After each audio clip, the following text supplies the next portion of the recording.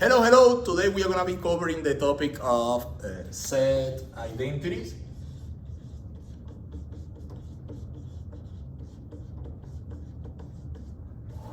So I'm going to explain what is a set identity, and I want to introduce the main methods that we have to prove a set identity, right? So the basic idea is the following. Let's suppose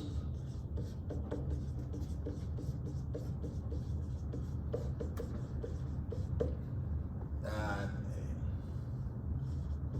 a finite sequence of sets is given, right? For example, A, B, and C, and we want, or we need to combine them using set operations to produce a new set. Alright? But maybe we have different ways in which we can combine these sets using sets operations to produce exactly the same set. So the question is basically the following. If we have these sets and we combine them using set operations to produce a new set, all right? When two different combinations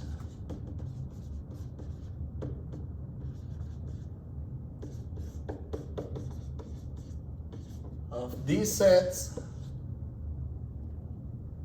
produce the same result. All right? For example,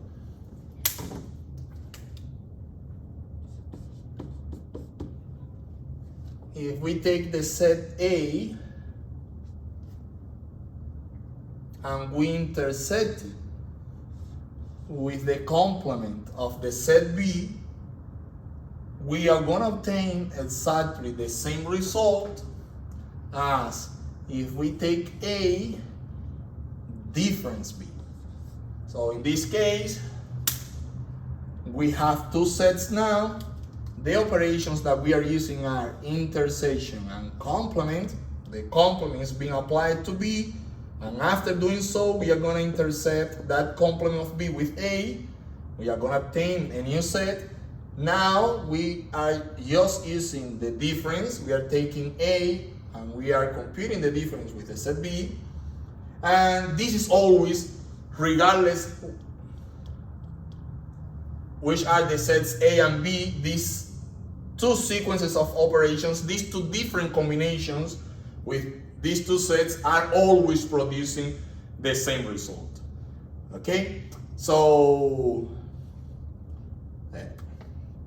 I'm going to show you how we can prove that two different sequences of operations with a finite family of sets produce the same resulting set. Okay, there are two things that we need to keep in mind when we are talking about set identity. So usually a set identity is not something that is valid for a few sets. It's something that is valid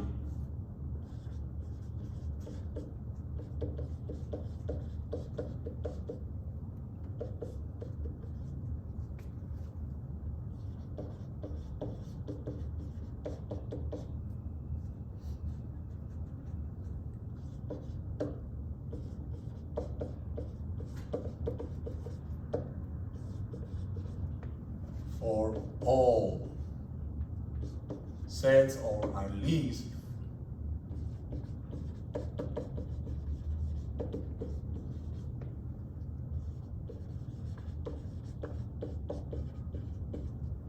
whole class of sets. By class, I mean sets of a certain kind.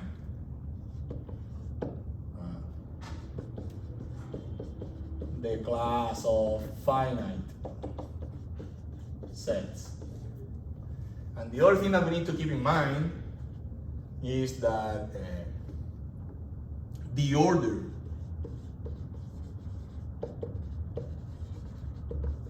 in which we apply the set operation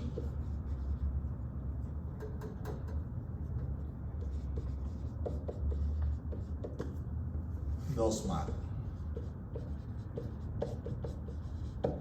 But if we consider again this identity here, which I'm going to prove,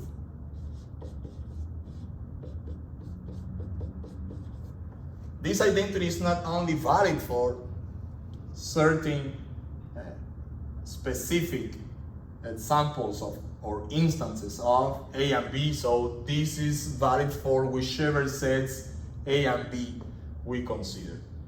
And the other thing that we need to keep in mind here is that, but in this case we have only one set operation, so there is not ambiguity here, but here we have two.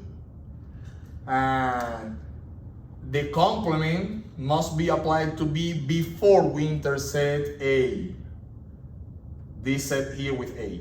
It's not the same as if we first compute the intersection of A and B and then we take the complement. These two, in general, are going to produce different results. So the order in which we apply the set operations is important.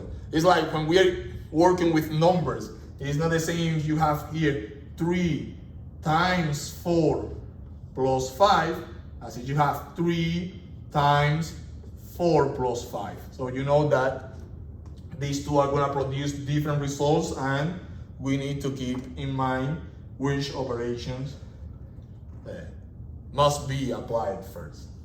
Is that okay? Oh well, maybe you don't have any clue about how to prove an identity for this, because this is something that what I'm meaning here is that examples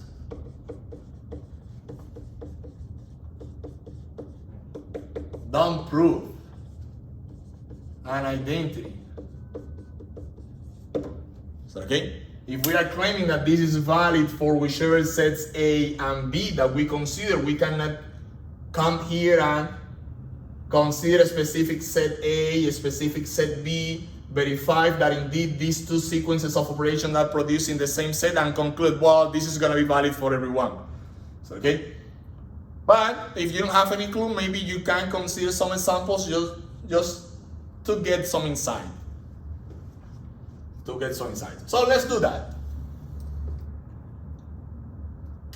So let's consider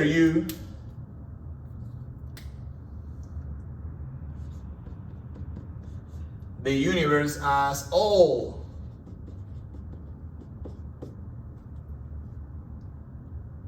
natural numbers from 1 to 20. Natural numbers, the numbers that we used to count, 1, 2, 3, 4, all of them till 20.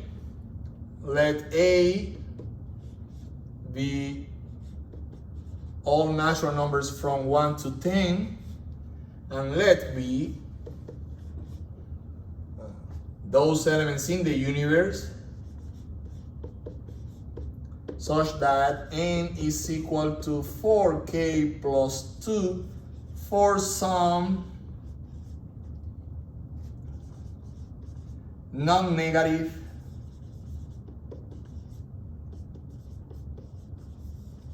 integer k. Okay? All right. Well, the universe and A are described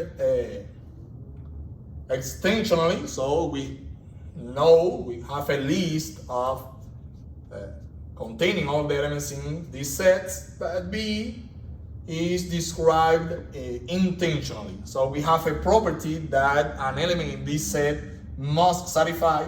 In this case, that property is a formula that generates all the elements in this set. So if you want to describe B extensionally.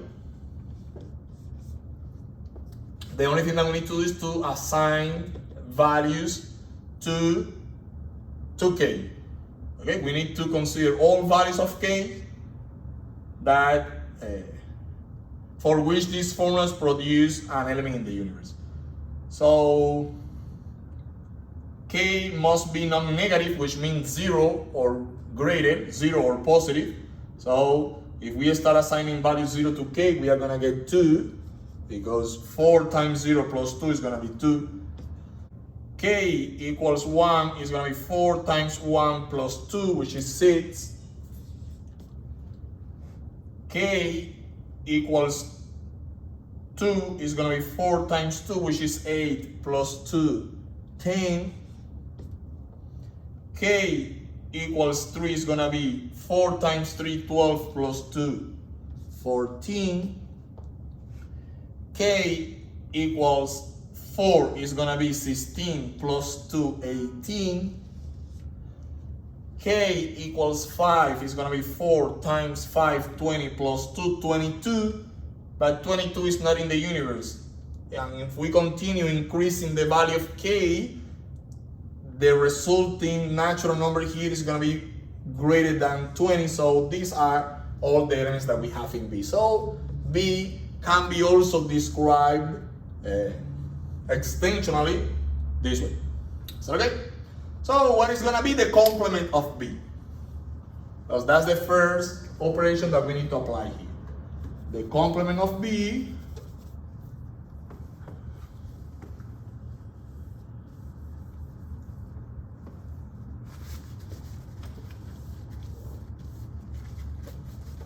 notice that basically what we have in B are those numbers, those natural numbers less than 20 that have a remainder of 2 in division by 4. So what is the complement of B? The complement of B is going to be 1, because remainder of 1 in division by 4 is 1. But well, also, since we have the extensional description here, 1 is not here, 2 is there, 3, 5, 3, 4, 5, 6 is there, so 7, 8, 9, 10 is here, so 11, 12, 13, 14 is here. I don't have a space, so I'm going to continue below. 15, 16, 17, 18 is there, so 19 and 20. This is the complement of B. Is that okay? And now we need to intersect it with A. And A are all the natural numbers in between 1 and 10. So 1, that is the first element that we have here in the complement of B. Are you in A? Yes, so we keep it. 3, are you in A? Yes. 4, are you in A? Yes. 5, yes. 7, yes. 8, yes. 9, yes. 11, no, because 11 is greater than 10. 12, no. So all these are gonna go away because they are not in A. So A intersection B complement in this case is equal to the set whose only elements are 1, 3, 4, 5, 7, 8, and 9. Okay? So this is the result if we apply this sequence of operation, complement and then intersection. Alright? So now if we apply this sequence of operations, so we need to go to A. We need to ask, what is going to be A difference B? A difference B is the set whose elements are those in A that are not in B. So 1 we need to ask every element in A, are you in B? If the answer is yes, we discard it. If the answer is no, I'm not in B, then we keep it. 1, are you in B? No, so we keep it. 2, are you in B? Yes, we discard it. 3, are you in B? No, we keep it.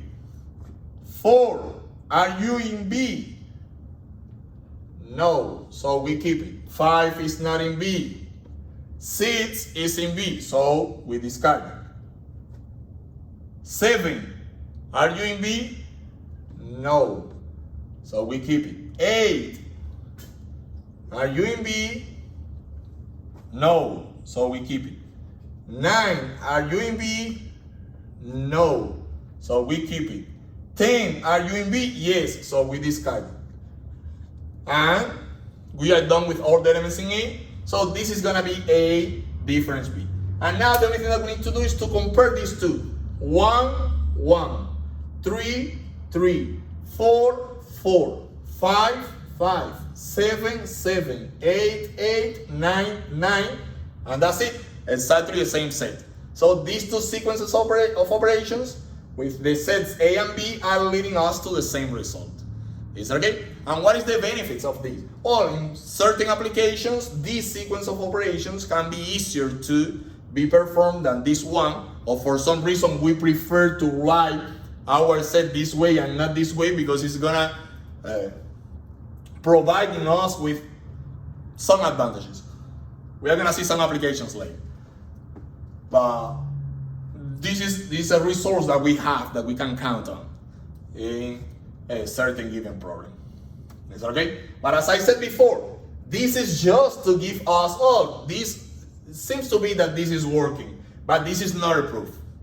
This is not a proof because maybe we are taking advantage of some specific properties of this example, of this set here.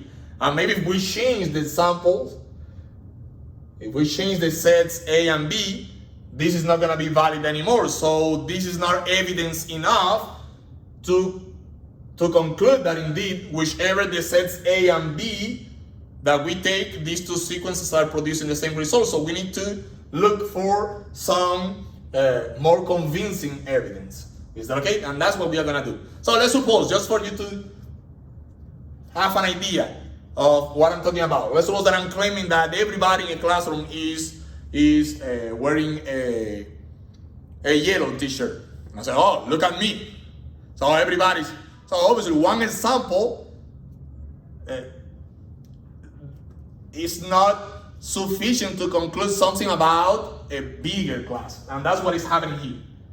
Okay? This is just one example. So maybe what is happening here is very specific of this example. So we need to look for more convincing evidence. Is that okay? All right. Let's see the first proof using Venn diagrams. Right? So instead of using only one Venn diagram, I will construct the sequence of Venn diagrams, one diagram per operation, per set operation here. Just to make it clear, you can do all in one, but I think it's gonna be clear this way. So what I want to see is that when I construct my sequence of Venn diagrams here, the final result is gonna be the same for this combination as for this one. Okay? So first operation here is the complement of B. So let's suppose that we have the universe. This is the set A, this is the set B. Complement of B. Complement of B by definition is everything in the universe that is not in B. So everything in the universe outside B. So we are going to have all this part here, but also this part here. Okay, because that's also outside B. And then we need to intersect the complement of B, which is all this blue part, with A.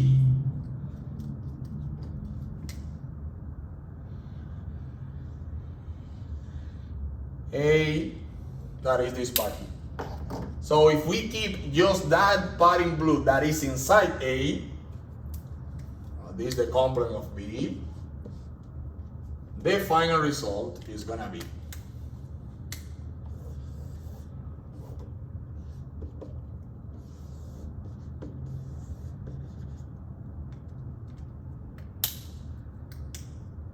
just this part. So this is A intersection B complement. Alright?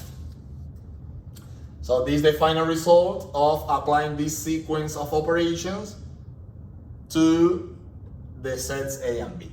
What about this one? Well, in this case we have only one operation and we already know the Venn diagram for this one. So if we have the universe and this is A and this is B, we know that A difference B is everything that is in A but not in B. So all the elements in this part here are in A and outside B, so they are in the difference. This little part here, the elements in this little part here are in A, but they are also in B, so they are not in the difference. So this is gonna be the result. A difference B.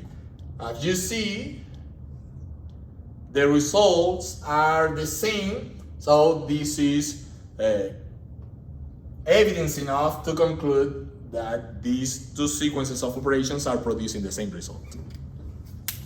The second proof that we are gonna do for this identity here is gonna be using main version.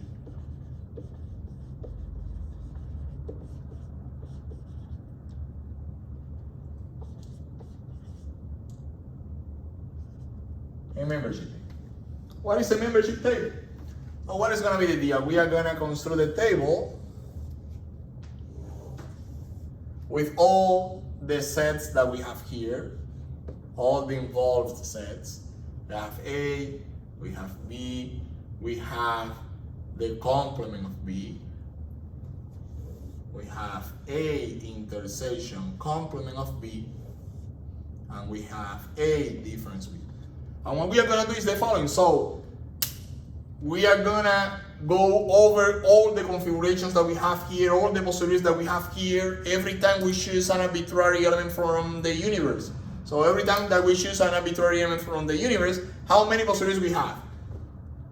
That element is in both A and B, that element is only in A and not in B, or that element is only in B and not in A, or that element is in both A and B. And what we are gonna see is that in every situation, that element needs to be in both A intersection complement of B and A difference B, or outside both. The only thing that cannot happen here is that we have one situation with that element is in A intersection complement of B, but not in A difference B, because that means that this set has elements that are not here, so the sets cannot be the same.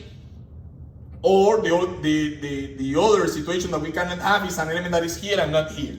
So in every possibility, we need to conclude that the element that we are considering is either in both or in neither.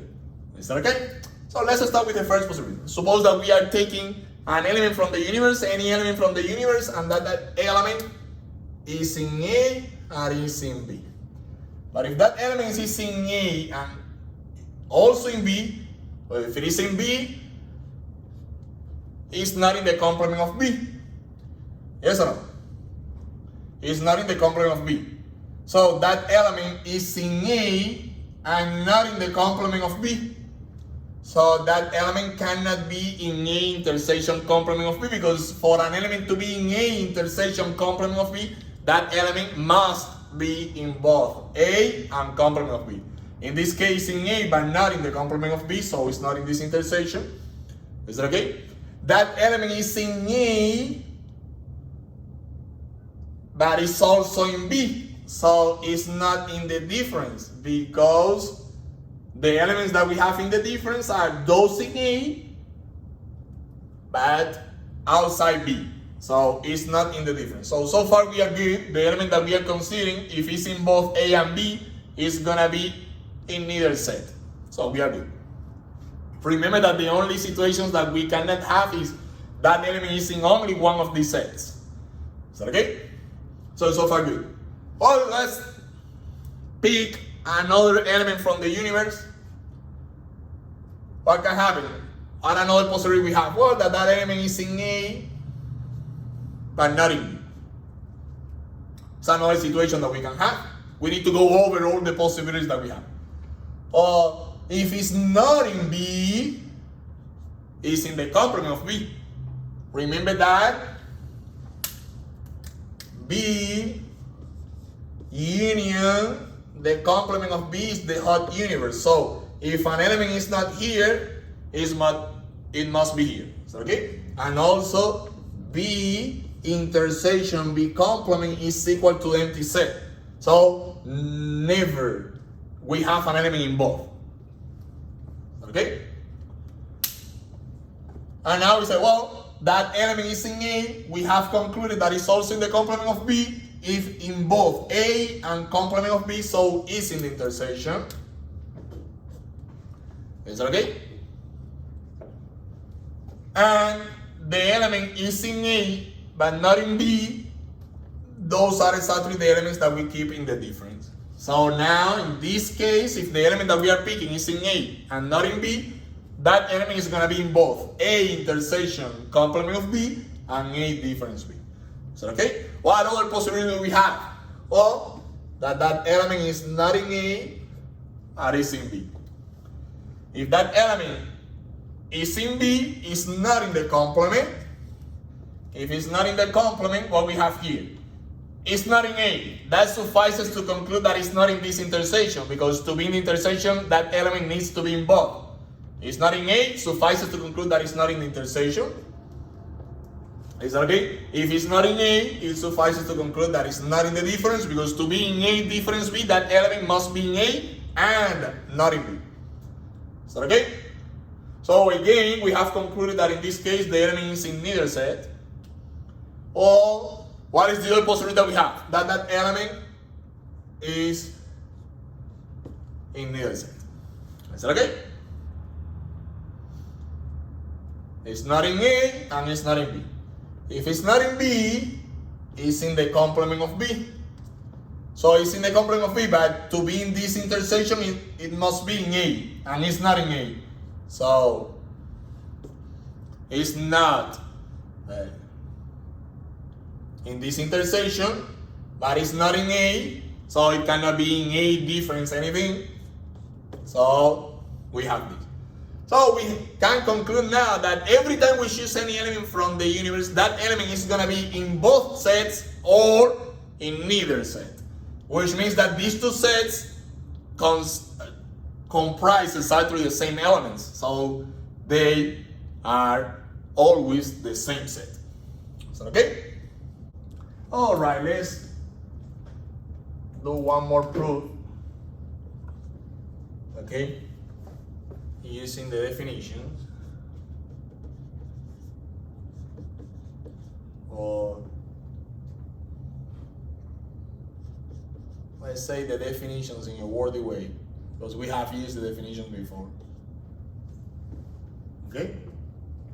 And what we are going to do here is indeed to prove a double inclusion. So we are going to verify that every element in this set is also in this set, which is telling us that this is a subset of this one. But maybe this one, this set A difference B, has some extra elements. So we need to verify the other inclusion to make sure that that is not happening. And that indeed everything that is here and vice versa. So these two sets must be the same in that case. So let me start with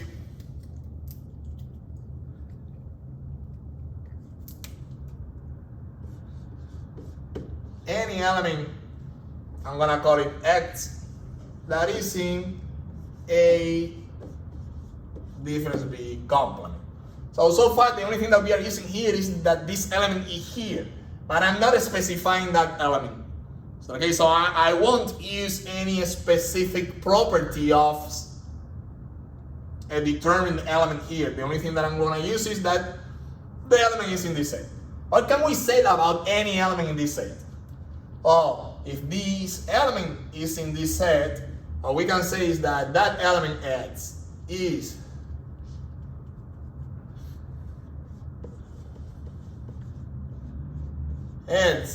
in A, and at the same time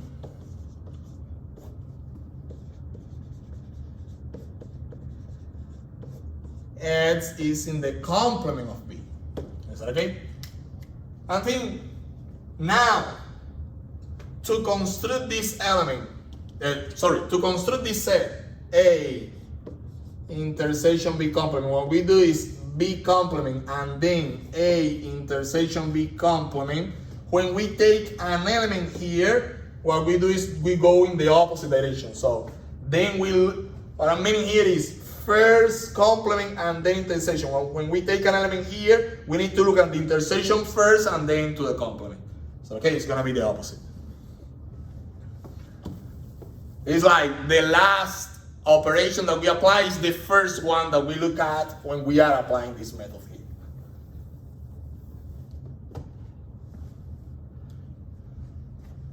Oh, but X is in A and in the complement of B, this amounts to saying that X is in A and X is outside B. But if X is in A and outside B,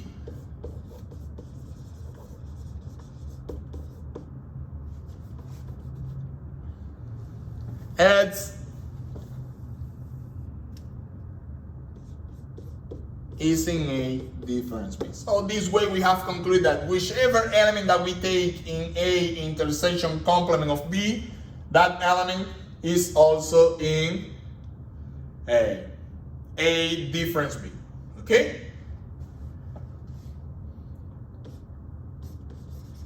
Which says that A intersection B complement is a subset of A difference B.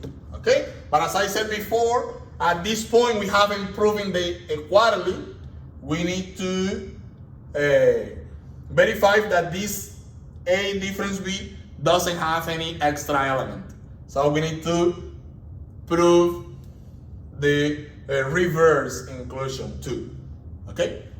Right, to prove the reverse inclusion, so let X now be an element of A difference B. Okay? What can we say in this case? This means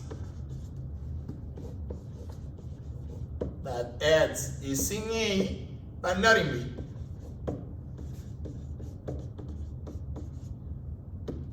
Okay? Which is the same as X is not in B. Alright? But this is the same as claiming that X is in A and not in B means that X is in complement of B. Is that okay? Or this gives us that X is in A intersection the complement of B. So A minus B is a subset of A intersection complement of B, and therefore these sets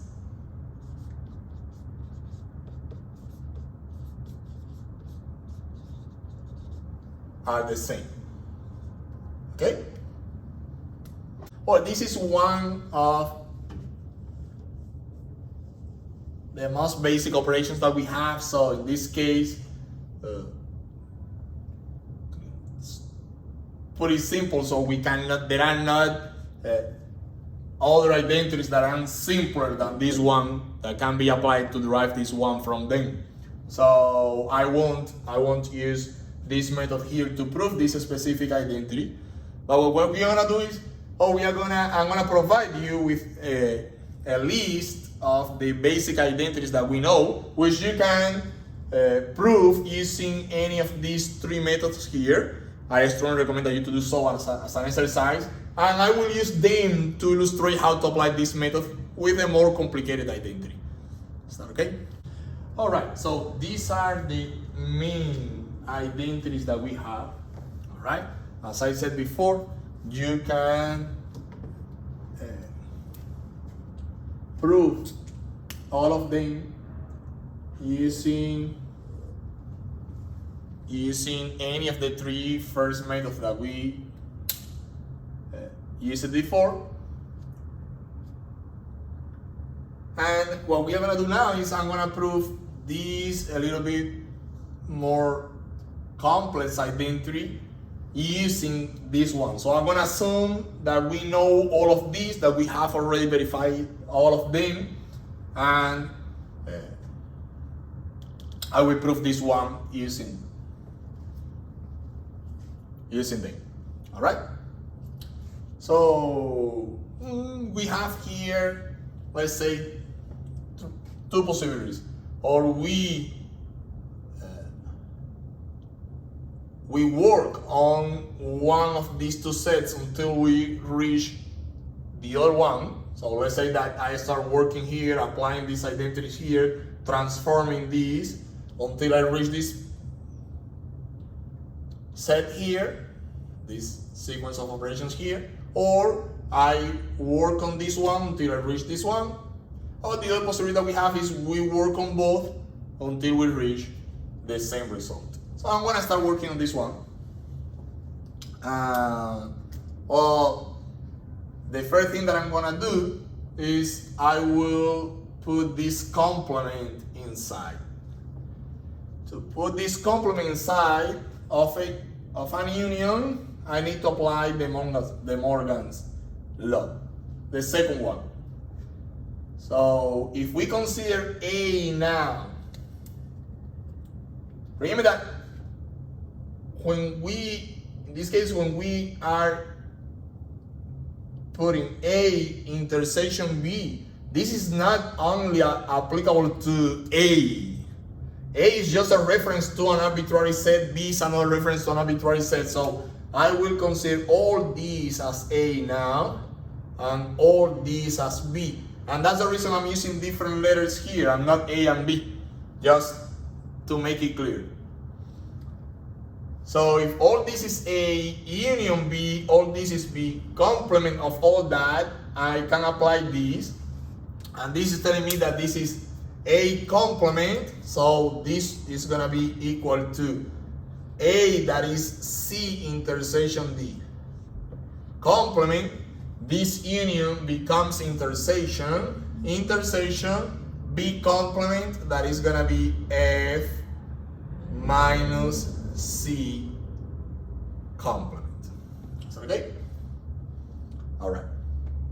The other thing that I'm gonna do is I will apply the previous identity that we proved to this difference here. So I will keep this part, C intersection D, all that complement, intersection, and we rewrite this as, according to what we proved before, this is F intersection C complement, complement. Okay, and I have one more complement outside. Is that good? All right. But I can put the complement inside again.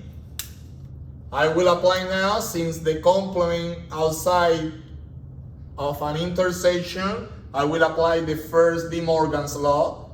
Now A is C and B is F, so this becomes things pretty clear now.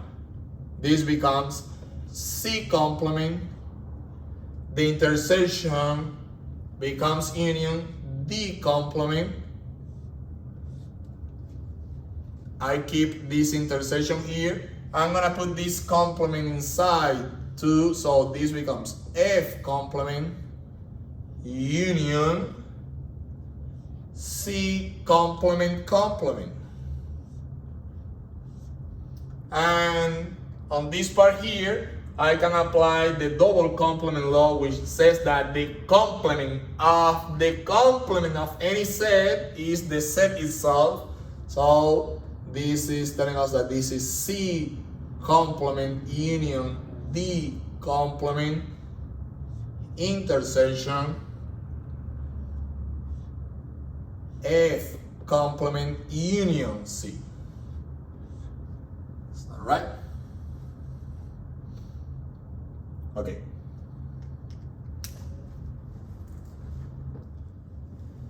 Now I'm gonna do the following. Well, obviously this set here, C complement union D complement, is the same set as if we take the intersection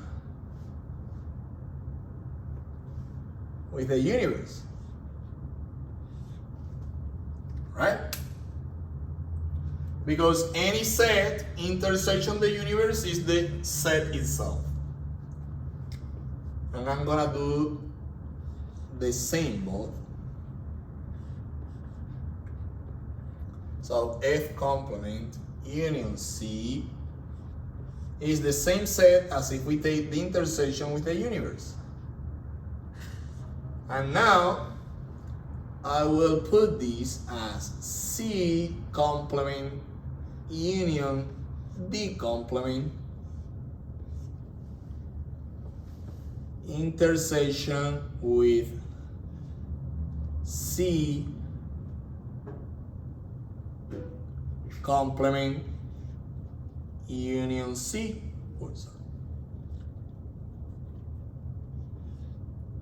Because I know that for any set C union its complement is gonna be U. Alright?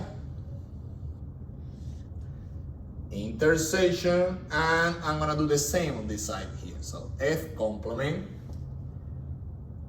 union C intersection, and this complement I'm gonna write it again as C complement union C. Alright?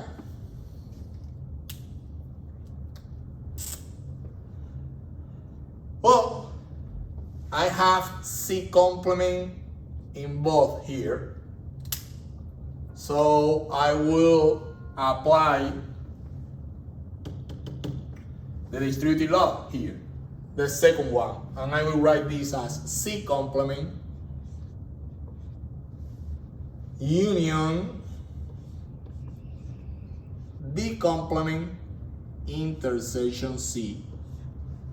And that's the reason I wrote this universe this way, to be able to put this C complement outside.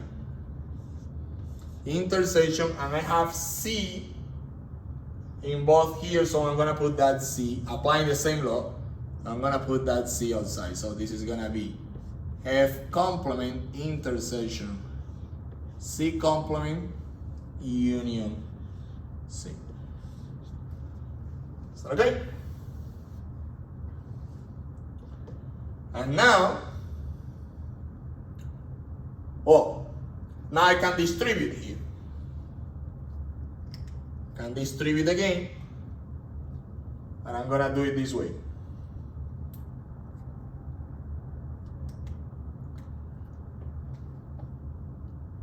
Okay, I will consider all these as A, this one as B, and this one as C. And I will apply the first distributive law. All right, let me write this A a little.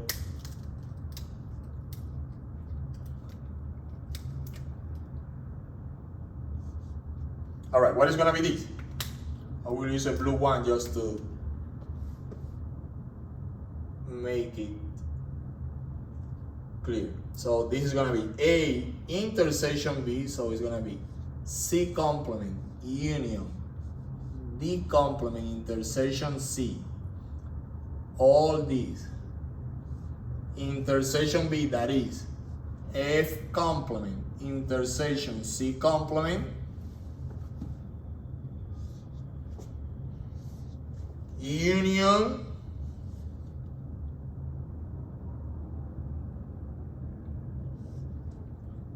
C complement union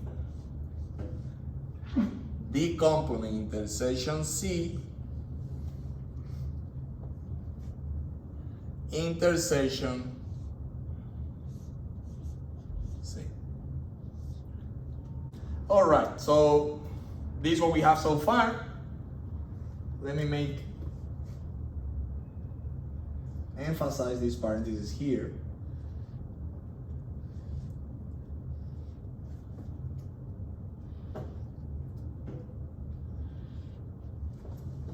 All right, I will erase this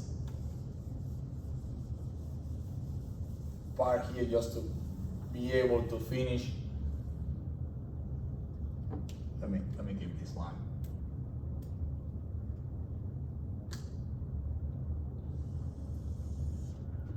And if we need those lows, we put it again.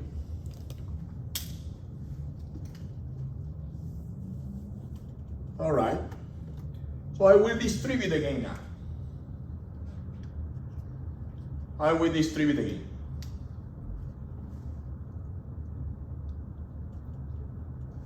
I just put this for you to match what we did here with the identity that we were applying. I will do it again. So I will consider this now as A, this as B, and this as C in the distributed log. Distributed log.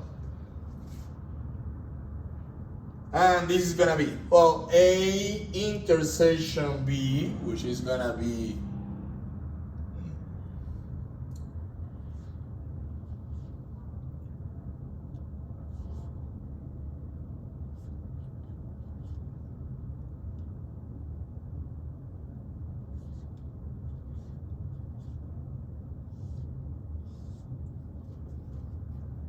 well, I'm applying two laws at the same time because I'm applying the distributed law and the commutative law.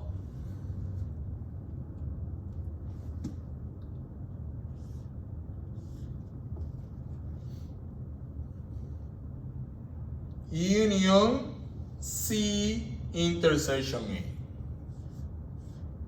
So this is gonna be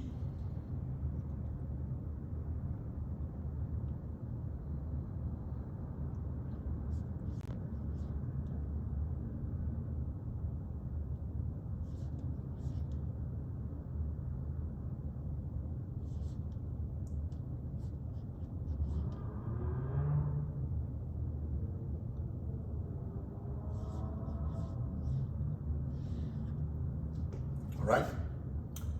And well,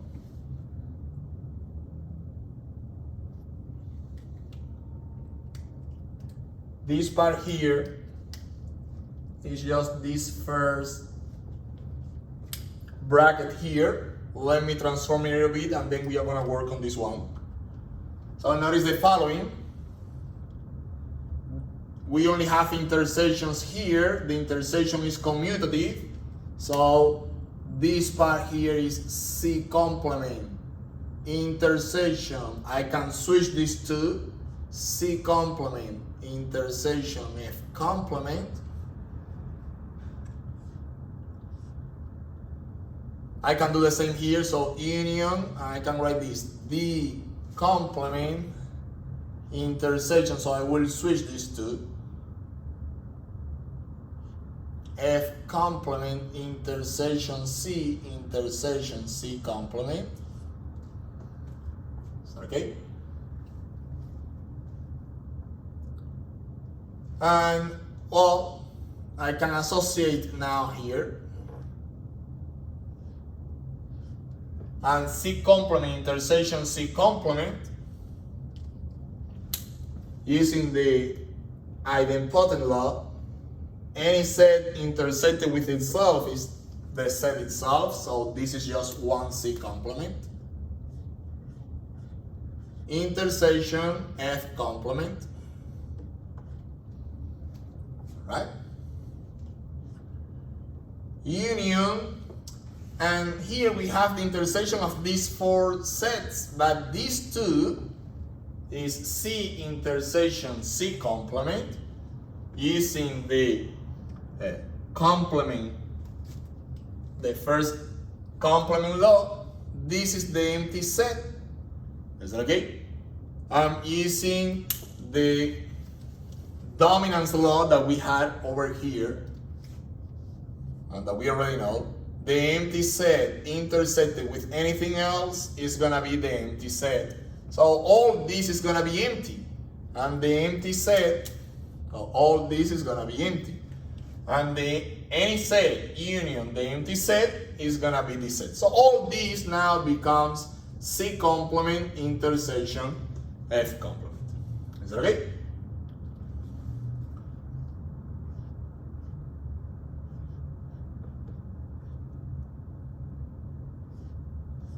All right. Well, what about this second bracket that we have over here? Oh, look at the formula. If we distribute again, I will do it here. Sorry, I don't have too much space. This is gonna be C complement intersection C union D complement intersection C intersection C. We already know that this is empty. So empty union anything is gonna be the other thing, and we have C intersection C, which is gonna be just one C. Okay, so the second bracket becomes D intersection C. This union comes here, and now we got this. All these that we have in blue has been transformed into this part. And what we want to conclude? What we want to conclude? Okay, we want to conclude that this is C complement difference F, okay, and C difference D, union C difference D. Is that okay?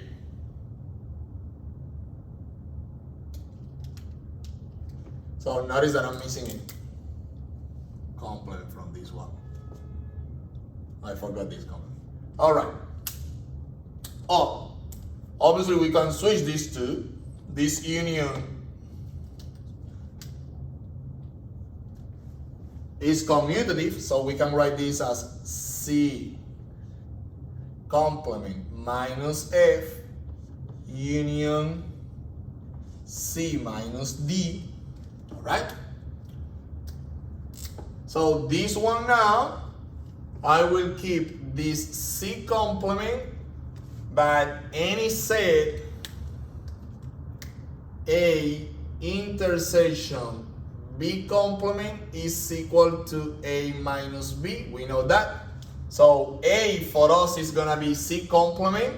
So I keep A that is C complement as it is. The intersection becomes difference,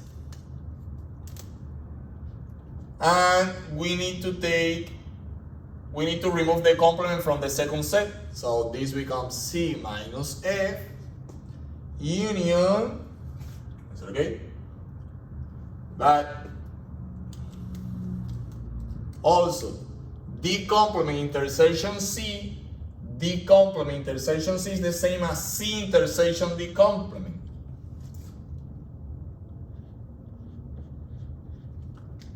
So this becomes C intersection D complement, and applying again this one, this becomes C minus D. That is exactly that we were looking for. Sorry, I didn't have too much space, so maybe this little part got a little bit messy, but well, if you do it carefully, I think you can follow. All right, what I'm gonna do now is the following. I will rewrite just the proof without the list of identities. I wanted to do the proof going to the list of identities just to illustrate how you can use it in practice. I will rewrite just the proof because it became a little bit messy here. So I wanted you to have the whole proof in a more clean way. And I will be inserting now the identities that we need in between two lines of the proof. All right? Okay, so let's see. We are gonna start working on this side here until we reach this one. So the first thing that we are gonna do, we are gonna distribute this complement here, applying the Morgan's law. So what I'm putting here is, when you go to the Morgan's law in the list that I provide before, you're gonna see that A union B, all this complement is gonna be A complement intersection B complement. But as I said before, A and B here are just names to arbitrary sets. What I'm putting here is what are we using as A in this specific case and what are we using as B. All this is gonna be our A, all this is gonna be our B. Is that okay? So after applying Morgan's, we are gonna get all these complements of C intersection D complement, the union becomes intersection, all these F different C complement. Is that okay? Good so far? All right.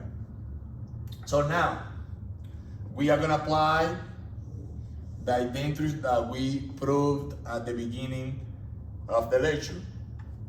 A intersection B complement is gonna be A minus B, but again, what we are considering as A is gonna be F in this case, what we are considering as B is gonna be C. And we're applying this rule, this law, just to this part here. So we are not transforming this part, we are not transforming this intersection. F different C is what we are rewriting as F intersection C complement, applying this identity here. The complement outside is kept too. Okay? Now we are going to apply the Morgan's twice. This first part, we are going to be applying it here. And this second part, we are going to be applying it here. Okay? So again, this complement go inside. C complement, the intersection becomes union, D becomes the complement. We keep this intersection, we apply the Morgan's again here. C, the F complement, the intersection becomes union, C complement, complement again. All right? Now we are gonna apply the double complement law. C complement, complement is gonna be C. So we keep this part here, we keep the intersection, and F complement union C complement complement becomes F complement union C. Right? That's good. Now we are going to apply the identity law. But we are going to apply it twice. Alright?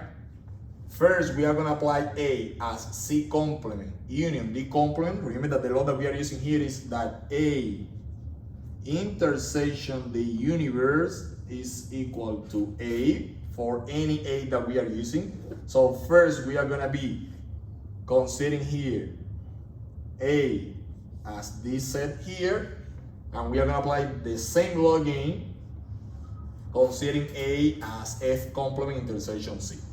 So okay, so what we are doing is rewriting this set as itself intersection the universe, rewriting this set as itself intersection the universe. All right? Okay. Next, what we are gonna do is the following. This universe that we are introducing here, applying the complement law, we are gonna write it as C complement union C. So this universe that we introduced here is gonna be rewritten as C complement union C. The rest is kept, okay? All right, and now we are gonna distribute twice. The first time we are gonna apply the distributed law here, the distributed law here, and the second time we are gonna apply the distributed law here. Okay, what I'm doing, this C complement is common, so I can put C complement outside with a union intersecting D complement.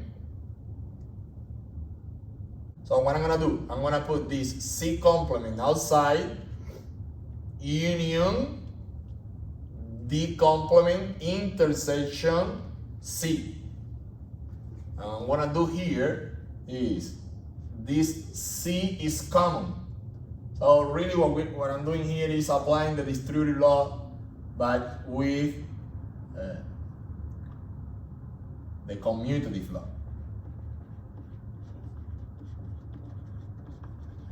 Just because now the C, I'm writing it to the right. So I'm putting this C outside with a union, and it's gonna, is left is F complement intersection C complement. Good so far. All right, distribute again. Distribute again. I'm gonna consider now A as all these. This is gonna be now A. And I'm gonna intersect it with these, union, all these, intersection these. So, okay? So it's gonna be C complement, union, D complement, intersection C, intersection, F complement, intersection C complement, union, C complement, union, D complement, intersection C, intersection C. Okay? And now we are going to apply distributive law again. First, I'm going to apply here.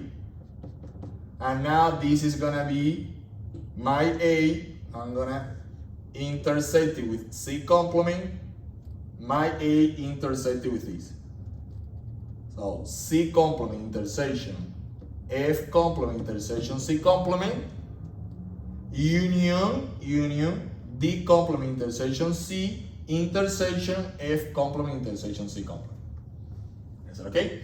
And the same here, but in this part it's a little bit easier because it's gonna be C, the one that I'm taking as A. So C intersection C complement, that is this part here, union C intersection D complement intersection C. All right, so obviously again I'm combining this, since I'm writing it to the right, I'm combining this with the commutative law. So it doesn't matter if the set that we are distributing is to the left or to the right, because the commutative law allows us to use it either way. Is that okay? All right. Well, now I'm using commutative law here to switch these two, and then the associative law to put these two together. So I switch these two using commutative law, and then I associate these two, and the F complement I'm putting apart. All right. Now Same thing here. I'm switching these two and then I'm combining these two in the middle. So F complement goes to this string here, and C complement comes to the middle. I'm associating these two and putting these two here. I'm keeping this as it is. I'm associating here again. Instead of doing these two first, I'm gonna be doing these two first and then the D complement. All right. Well, now I'm using idempotent law. C complement, intersection C complement is gonna be just C complement. So all this becomes C complement, intersection F complement. And here, the complement law is telling us that C intersection C complement is empty, and anything intersection the empty set is gonna be also empty. So all these is gonna be empty. Again, C intersection C complement is empty, and C intersection C using idempotent law is gonna be again C. So all this becomes one C complement, intersection F complement. This goes away, this goes away, and C intersection C, C. So this part here becomes D complement, intersection C, and we have all that. All right. I'm gonna switch this again. I'm gonna put these, all these to the right, all these to the left. So I'm applying these twice. Let me write it here. So D complement, intersection C, union C complement, intersection F complement. But I'm applying commutative law again to switch these two here. So the first commutative law is for the union, the second commutative law is for the intersection. So I can switch these two. And this is what we have. And finally, I will apply again the first identity that we saw today. First, using A as C, B as D. So this part here I can write as C minus D. And secondly, I'm gonna apply using A as C complement and B as F. So I'm applying this one here and this one here. So this becomes C minus D, and this becomes C complement minus F. And this is exactly what we wanted to conclude. So the identity is proven. All right, and I think that now you can follow it much better. So thank you.